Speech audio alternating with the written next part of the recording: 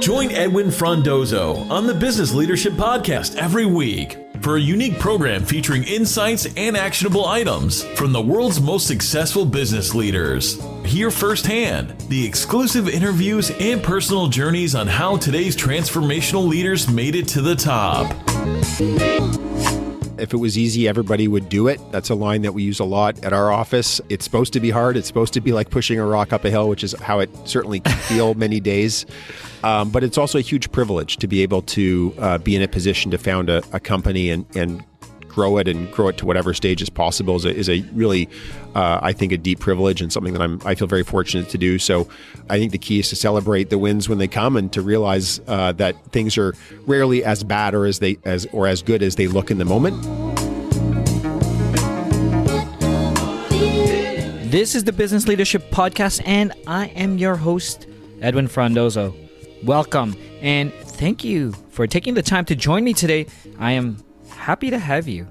In today's episode, I sit down with Andrew Graham, CEO and co-founder of Borrowell at SaaS North in Ottawa.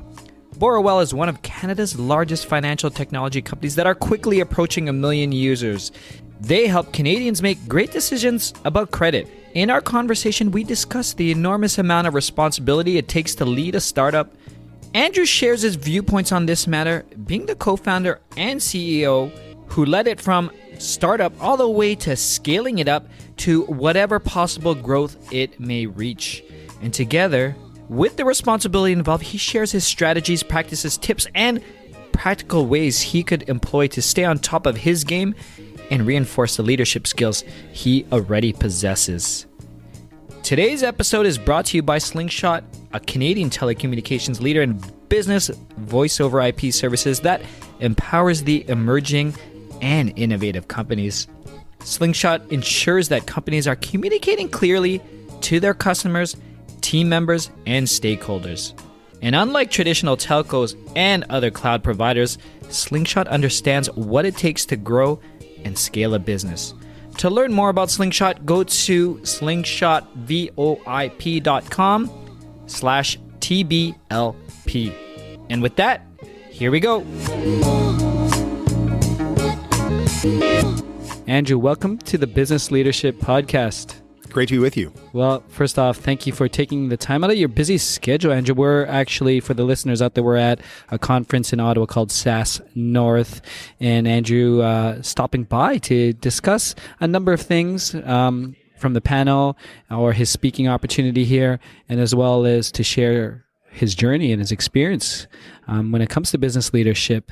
But before we get started, Andrew, maybe if you could maybe start by introducing yourself to our listeners. Maybe they don't know who you are. Let us know, I guess, who you are. Sure. So I'm the co-founder and CEO of Borrowell, and we're one of Canada's largest Fintech companies. We help consumers make great decisions about credit by providing credit information and recommendations about great products that they can use to make their financial lives better. I also am the father of 3 fairly young kids, so life's busy. How young is your youngest? My youngest is about 4 months old. Oh my gosh! Congratulations! Thank you. Yes, my oldest is almost just turning 6. So it's a busy time, but it's a really fun time. Wow, I can't even imagine, Andrew. I mean, I have one child, 3.5 years old, so I'm like in the middle of your life, and you get to experience, I think, everything coming over and over again right now, right? It does feel that way sometimes, but it's also great as someone, in a business world, you're able to come home and see my kids every day, and it's very grounding. If you've had a bad day at work, they bring you up, and if you've felt like a champion at work, there's nothing more humbling than trying to parent sometimes and getting it wrong. Yeah, well, maybe you could say hi to them while you're here. Absolutely. If they're listening to this in the future, that's right. Hello. So let's get started. We are in SaaS North, which is a conference for Canadian scaling cloud SaaS companies.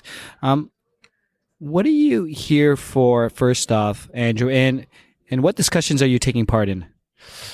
So I'm here for a few reasons. I mean, really, it's a great opportunity to tell the story about Borrowell, and share what things we've learned, mistakes we've made, and raise the profile of the company. I think we've been able to be successful in a bunch of ways, and it's exciting to be able to talk about that. And it's also great to be at the conference and meet other Canadian entrepreneurs and entrepreneurs that from outside of Canada as well, and hear what's going on in the industry and pick up some tips and learnings from people that have grown businesses much bigger than ours. You mentioned Borrowell and sharing your story of I guess from startup to now scaling up. Can you share, how has it been, Andrew, like literally being in the driver's seat of one of the fastest growing fintech companies? Well, I mean, I think on the whole, it's been such a terrific few years for me. It's definitely been the most rewarding part of my career. It's a real privilege, and look, we've been very lucky in a bunch of ways with our timing and in other ways to be able to get this far on the journey. We've over 1 million consumers that use our product. We have about 80 employees. We've raised a few rounds of venture. So we've been able to get some way along the journey, and I feel very privileged to be leading a company with a whole bunch of super talented people working there, and I think at least to some degree making the financial lives better for 1 million plus people. Oh, that's amazing. And the work you guys are doing is great out there. And we'll definitely share more about the products and services. What I'm interested to ask you, and it just came to mind, Andrew, I listened to Mike McDermott speak this morning. He's co-founder, CEO of FreshBooks. And he talked about the different phases of a CEO, from startup to scale up. I wanted to know what your thoughts or your experience or some of the challenges you had from the startup days when there was just a handful of you to now at 80 plus resources. Like, what are some of the skills that you had to learn or some of the things that you had to figure out or let go of? I think certainly one of the hardest parts for me is that my job has changed quite a bit along the way. And sometimes as CEO, you don't realize the job has changed until a couple of months after it has, and you realize you're kind of not doing what you need to be doing. And I think when you're a small company, you're trying to find product market fit.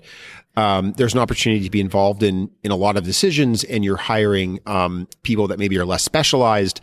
At the stage we're at now, we have very distinct functional groups led by people with deep expertise, much more expertise than I have in any of those areas. And so I think my role is much more about building culture, making sure that there's clear direction and alignment, and making sure we have the right people in leadership roles across the company. So it's much more hands off in terms of day-to-day product decisions or day-to-day operational decisions. I think you really got to believe you got the right people in place to make those decisions. I spend a lot more of my time now externally facing, talking to either our investors or partners or even consumers. The whole range of different stakeholders. What's interesting, when I asked you that and you talked about your role changing so often, and maybe a couple of months later, it looked like, Andrew, that there was a specific example that you might have had or thought of when you were talking about. Can you share with us something that you maybe found out too late that it was changing and you had to really adjust real quickly?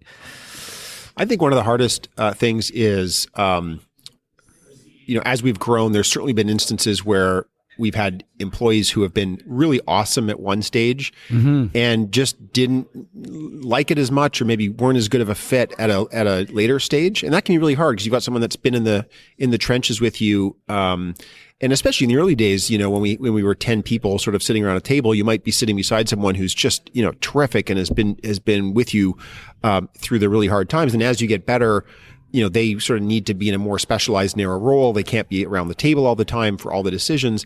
And they just kind of turn around one day and say, look, this isn't as much fun anymore. So, I think I should go do something else. There's this, 5-person company that's asking me to join, and I'm really excited about it. And that can be very hard, I think, as a founder to sort of, have people, leave. But on the other hand, it's entirely natural, I think, that different people like companies at different stages.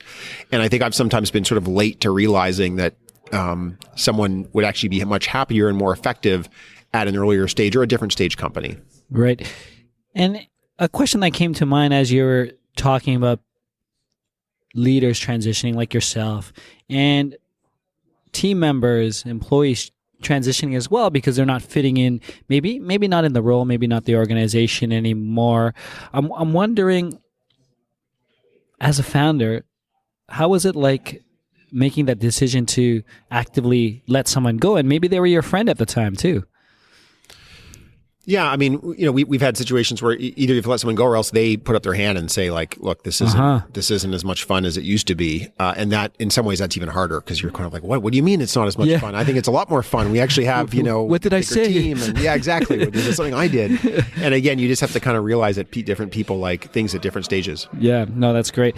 Andrew, what do you do, or do you have any practice that you look to do to continually grow as a business leader, as a founding CEO, as your company is growing and scaling now? Yeah, I mean, look, I like reading and listening to podcasts on leadership and scaling for sure. So I think it's great that you're the content you're producing, for example. I think I've also benefited from having a really strong executive team around me that doesn't shy away from saying, hey, like, I think you're missing something here, Andrew, you're getting this wrong. And I've been working with an executive coach for the past year or so to try to sort of up my game. And we started that process by doing a really sort of thorough 360 with all of my direct reports as well as other people across the organization. And it was really eye-opening. I mean, there were certainly some blind spots that I, didn't realize. I guess that's the nature of blind spots, that he was able to sort of surface and kind of say, look, here's some areas where we need to work together to up your game as a leader. And that was really, really helpful. No, that's great. And so you engage with an executive coach within the last year. How did that come about? Was that something that within your personal growth or maybe a board member, or like, why did you engage in it at that time? I was really keen on it. And certainly when I raised it, I had good support from my board. Look, it's not an easy job being, successfully scaling a company. I thought I would just sort of increase the odds of success if I had someone helping me out and giving me advice. I mean, athletes, lots of different people get coaches, and I think I've always benefited from having different people as advisors, and I thought sort of institutionalizing that and putting some rigor and discipline around that is helpful. So, we'll chat every few weeks, and it'll sort of be like, hey, look, did you reflect on this or that, or did you make any progress on this or that? And that's been I think it's helpful having that sort of rigor and discipline. What was some of the blind spots that you uncovered that you were really surprised to hear? Yeah, I mean, look, I'm happy to share. I mean, I think, look, there's a few different things that I'm working on as a leader. I think the ability to sell is a core function of being a leader, especially today. You've got to sell to customers. You've got to sell to employees. You've got to sell to investors. And I think, especially in the early days, I think there were times where I was, probably a bit shy and a bit reticent to kind of tell the big story and the big, dream, both externally and externally. And I think I've been working on really trying to bring that together and being more coherently sharing what the vision for the company is. And then explaining where we are today, how we've gotten here, and then how we're gonna build a great, big company that helps a lot of people and that's worth a lot of money. So those kind of sales skills would be one area that I'm really trying hard to work on. Very cool. Well, thank you for sharing. I know even for myself and folks that I've worked with, having executive coaches, sometimes there's surprising things that you never knew of, and it's really nice to hear things and grow from that. And for the listeners who are out there who may be considering, like, how do I improve?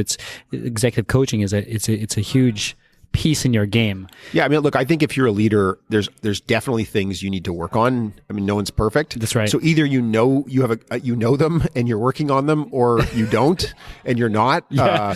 And I would rather at least have a sense of. And look, if you're in an organization, especially as a leader, there's a lot of people around you who are going to have great, really thoughtful opinions. So it's better to get those things out, right? It's better to know that, hey, that talk you gave last week, that didn't connect at all. People were totally, that's right, boggled by what you said. That's better to know than not know. Yeah. So we really try to we use other tools like anonymous feedback systems where people will be very candid and be like, boy, what a terrible job you did, or like, why didn't you thank the engineering team for the great work they did? So I think, and again, it's just better to hear that stuff than not, because then at least you can adjust. Just a few words from our episode sponsor, Slingshot. Business leaders are now faced with the challenges to ensure that their business and culture are not only profitable, but also a sustainable business. So how does your workforce look like? As we move towards the growing gig economy and remote workforce, it is important to work with a communications partner that has the knowledge and experience. Slingshot understands the growing needs of business leaders and partners with you to ensure that your company is aligned to your vision, growth, and sustainability of the future. To learn more about Slingshot, go to slingshot.voip.com/TBLP. One thing that I find fascinating and specific to CEOs, founding CEOs, is as the business starts growing and scaling, identifying leaders within your organization. So what do you see some of the challenges of the people that you bring in, or some of the challenges of emerging business leaders have, what they face today now? I think it's a really fascinating time to be in business, a really exciting time. There is so much changing so quickly. And a lot of that has to do with opportunities and challenges that technology's created. So, it's really hard to know month to month who's a potential partner, who's a potential competitor. You can think of all the businesses that early on may have said, "Well, Amazon, they're a bookseller. What do I need to worry about them?" And now you have whole industries being sort of crushed by Amazon and other big tech companies. So the pace of change, I think, is really exciting. And if you're a small and nimble company, I think there's a lot of opportunity. I think you can go from being a small company to a big company much more quickly than was possible, say, 50 years ago. Yeah, 100%. Andrew, can you name someone who's had a tremendous impact on you as a business leader today? I think there's been lots of people. I've certainly had different bosses over the years in different roles that have been that have had a big impact.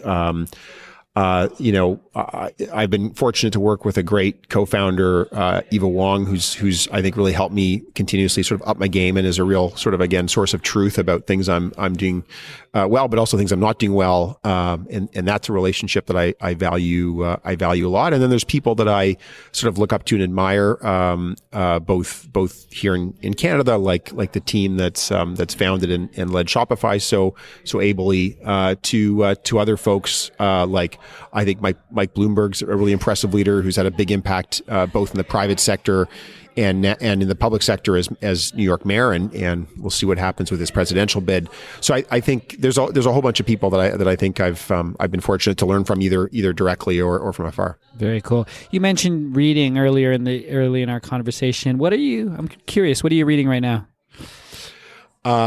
So I've just started a book called The Courage to be Disliked. Okay. Which I've been joking with my with my team about, because it's anyhow. I've just started that really interesting look at. Look, I'm still in the first few chapters, but it's been a super interesting book so far, recommended to me by a number of people. I've just finished a book about building great product that's been really helpful given the stage we're at in the company. And I think from sort of like for management ideas, I love skimming Harvard Business Review every month or every couple of months. I think there's great ideas there. And then I'm a big I love news, so I read a bunch of newspapers and The Economist I love. So there's a whole bunch of different things that I try to consume to stay current. Amazing. Fun question, Andrew. If I were to ask any of your team members, it could be past or present, what's the best leadership quality you have? What do you think they would say?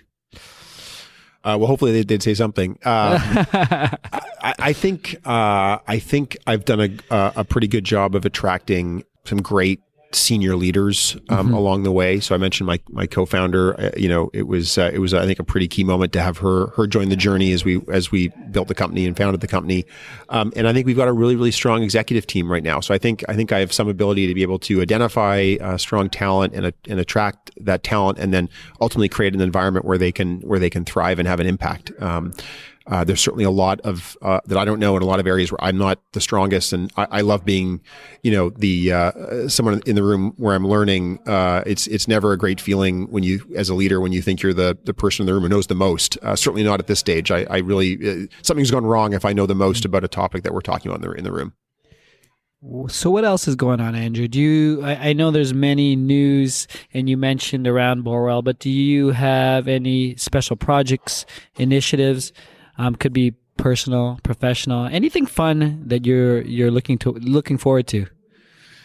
I think there's so much that's exciting for us at work right now. We see the problem of financial stress to be such a big one. So the Globe and Mail, which is a large Canadian newspaper, did a survey a few months ago asking people a simple question: what keeps you up at night? And by far, the answer that people reported the most was financial stress. So there are so many people out there that have financial stress at different parts of the financial, different stages of the financial journey, different levels of income. And I think there's a big opportunity for those of us in fintech to create financial products that lower that stress, even for example, by giving people better abilities to predict their income and smooth their income, giving them a better ability to understand their credit, which is something that we do. I think there's lots and lots of different business models now that bring some great tools to consumers and to small businesses that used to only be available if you had a lot of money. So if you had a lot of money, you could always get great financial advice, you get tax planning advice, but that was not accessible if you were sort of a regular person making an average income, or if you were a small business. Technology's allowed the creation of so many really interesting business models and tools where you can be hyper personalized through technology, through tools like AI, in a way that makes it available to everybody. And that's certainly what we try to do at Borrowell when it comes to credit and credit education. And I think there's just a massive opportunity to reduce stress and make people's lives better in financial services. So I'm very excited about some of the new products and services that we're rolling out in the coming months into Q1 and Q2 of 2020. And on the personal front, having a young baby is great. It's probably dented my workout routine a lot, so I'd love to get back into doing some more running and some more cycling when the weather turns a bit nicer. But between work and being a dad and trying to get the occasional run in, that's kind of the scope of my life at this point. Well, that's amazing. Well, thank you for sharing. I mean, a lot of things that you're looking forward to, and reducing financial stress. That's a great mission. Anything we could do on our front, let us know. We'll always share whatever news you have or new tools that Borrowell has, because that's something that's really important. And definitely running. Andrew, anytime. I just finished the Berlin Marathon. Not sure if you knew, so I'm definitely a runner as well. Congratulations. That's amazing. Yeah, no, thank you. But before we end, last question, Andrew, I'd love it if you could just maybe share a final thought with our listeners today. Any observation? Ideally, we're looking for some actionable recommendations that you could possibly share to the emerging business leader or the founding CEO that may be listening today. I guess I'd say, look, if it was easy, everybody would do it. That's a line that we use a lot at our office. It's supposed to be hard. It's supposed to be like pushing a rock up a hill, which is how it certainly can feel many days. But it's also a huge privilege to be able to be in a position to found a company and grow it to whatever stage is possible is a really, I think, a deep privilege, and something that I feel very fortunate to do. So, I think the key is to celebrate the wins when they come, and to realize that things are rarely as bad or as good as they look in the moment. And trying to keep that perspective, I think, is a real challenge. You asked really about things to read. There's one of my favorite readings is an online post by Ben Horowitz from Andreessen Horowitz, and he talks about the key skill of a CEO is to manage your own psychology. So again, not letting the high, not feeling like you're the smartest person in the world when you have a high, and also not feeling like you're a total failure when you have a low. Managing that and keeping sort of a cool head about you, I think is a really a key skill. So that's something that I try to work on a lot, and it was harder in the earlier stages when it really did feel like you're bouncing from being the next Facebook to being a total failure, sometimes within the course of a few hours. Yeah. Oh my gosh. That's great. Well, Andrew, can you share where we could find more information about you, Borrowell, or anything else you'd like to share with us today? Yeah, so would love, if you've ever been interested in your credit or your financial situation, we're in Canada today, though at some point we'll be in other markets. But if you're a Canadian listening to this, go to borrowell.com and sign up, get your credit score for free, totally free. We'll refresh it for you on a regular basis. I'm really proud of what we built. Would love to hear what people think. You can also check out our website, borrowell.com, for job opportunities. We're always looking for smart, dedicated, committed people who want to help reduce financial stress. And then I'm on LinkedIn and Twitter. You can just search for me and Google me, and you'll find me on those platforms. I'm always happy to chat. My email is andrew@borrowell.com as well. Well, Andrew, again, it's been an absolute pleasure. Thank you for taking the time to join us on the Business Leadership Podcast. Thanks so much for having me. And that's it, Biz Leaders. Thank you for joining me on yet another episode of the Business Leadership Podcast. This was episode number 145 with Andrew Graham. If you want to learn more about Andrew, Borrowell, or anything else that we discussed, please go to thebusinessleadership.com/145.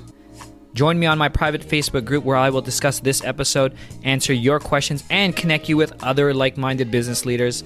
Simply search for Business Leadership Group directly in the Facebook. Thanks again to our sponsor, Slingshot, a Canadian telecommunications leader in business voice over IP services. Slingshot understands the growing needs of business leaders like you and partners with you to ensure that your company is aligned with your vision, growth, and sustainability of the future. And lastly, if you haven't done so yet, please subscribe, rate, and leave a comment on your favorite podcast player. Once again, thank you. Edwin signing off. Thank you for listening to the Business Leadership Podcast at thebusinessleadership.com.